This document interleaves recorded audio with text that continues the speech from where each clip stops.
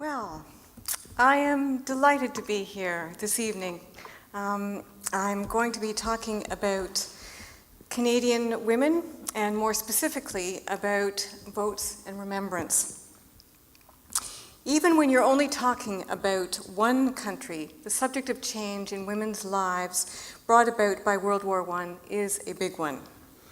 Canadian women were and are divided by class and language, ethnicity, religion, education, occupation, and the monumental geography of this country. Still, there was at the time a feeling, and for a long while after, that the war was a turning point for women. Well, there we are. They had given greatly of themselves to help win the war, and they deserved to be honored and respected in the public realm, and to be rewarded with a greater say in that realm. This sounds reasonable, but was the war really a positive transformational moment for women? Or were the changes that occurred in attitudes towards women more evolutionary than revolutionary?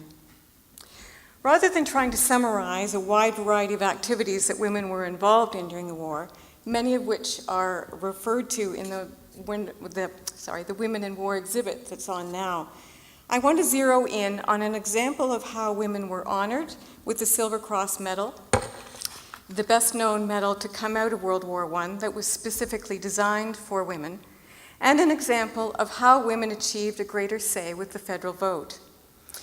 I think the eligibility criteria for both the vote and the medal are indicators of how little attitudes towards the role of women in Canadian society shifted during these years. Their place was in the home as mothers and wives. I'll begin with the 1917 election and the selective granting of the federal vote, just in case you haven't heard enough about Canadian election campaigns. Women have voted in the territory of what we now call Canada for at least since 1809. Not many, but some. And suffrage movements keen to extend the vote began in the 1870s. That's telling you about British and Canadian differences. The struggle for women's voting rights throughout the years leading up to the war was acted out across the country in a very Canadian way. Petitions were signed, referenda were held, and even a mock parliament was enacted by Manitoba's Political Equality League. Maybe some of you remember the Heritage moment that was on a few years ago, showing Nellie McClung responding to an application for men's suffrage. And she said, "Oh, but nice men don't want the vote." That bit of theater was very successful in drawing interest and support to the cause before the war. It was one of many efforts that in the end helped to bring about suffrage for Canadian women. In the December 1917 federal election, conscription was a major plank in the platform of Conservative Prime Minister Robert Borden's Union Party, a coalition party. At the time, the country was faced with horrific casualty figures. Just considering the battle for Vimy Ridge in the previous April, in that battle alone, more than 10,000 had been killed or wounded. The year before that, Borden had pledged to recruit 500,000 soldiers. But enlistment was plummeting, and conscription seemed to him to be the only answer. It was a terribly divisive issue, and many in Quebec and in the West were dead set against it. So in August 1917, Borden asked leaders of women's groups to do a little polling amongst their numbers. He wanted to find out if the government were to grant the vote to women, would they, as a group, vote for his government and conscription?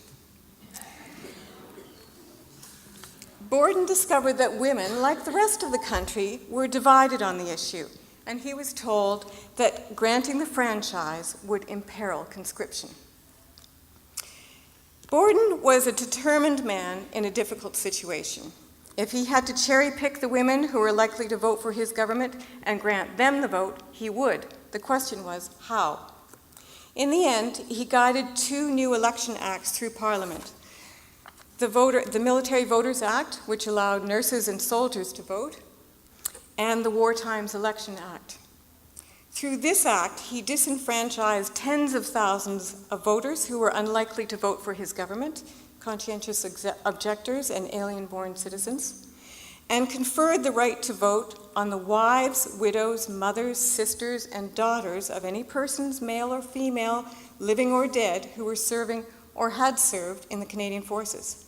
It was not because these women as human beings deserved an equal voice in deciding who their leaders would be, but they got the vote because they were likely to vote for his party, and they were encouraged to do so, quite often with government propaganda, and as you can see in this wonderful cartoon from the Brantford Expositor, the government was giving the women the weapon of the vote so they could defend themselves against the German enemy and by way of voting for Borden. As one woman said at the time about gaining the Ontario franchise in April of 1917, and I think it's true of the federal election too in 1917, no one would think of denying that the splendid war work of the women of the province was responsible in large measure for the change in attitude on the part of the government. It is a fact, however, that the public services of women would not have been rewarded in this particular way had not the government become aware of a strong popular demand for the measure. The suffrage campaign created, or rather brought out, popular opinion in favor of women's enfranchisement. Certainly, without the enormous amounts of paid and unpaid war work that women did, without their military service and their recruiting endeavors, the war effort would have been derailed. But without the suffrage campaigns, the government would not likely have granted the vote in 1917, nor would it have extended it to more women in 1918, and then finally in 1920 allowed for universal suffrage, although there are still some exceptions, but we can talk about that later. This woman would have been one of the approximately 500,000 newly eligible voters in 1917 because she was a mother of a soldier. And because she was a war-bereaved mother, she would have been eligible for the Silver Cross. When the medal was originally conceived of in 1916 by then famous author William Alexander Fraser, it was designed for war-bereaved mothers alone as a badge of their heroic sacrifice. He wasn't the only one to come up with the idea of a medal for bereaved mothers. A group called the Associated Kin devised an International Order of Allied Mothers in Sacrifice medal, which is right there beside this mother, and you can see that she's wearing one of these on her chest.